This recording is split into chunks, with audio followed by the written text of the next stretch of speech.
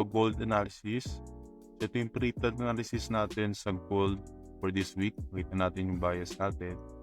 Sa weekly, makita natin dito, nag-form siya ng lower week ng Monday. And ngayon naman is nag-form siya ng upper week, no? So nireject niya yung current key level natin dito.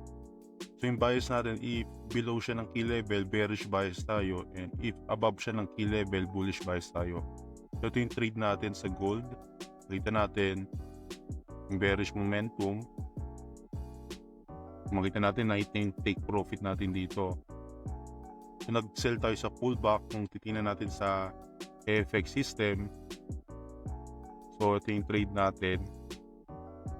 Sa higher time frame, makita natin dito na na-hit na yung TP natin, yung secure partial profit natin dito. So ito, running position na lang ito. Makita natin bearish momentum, no? May buy signal, nag-bullish move, nag-continue pa rin yung bearish momentum. So sinundan lang natin yung trading plan natin for this week, no? So pwede tayo mag-secure profit dito. So yung analysis natin sa gold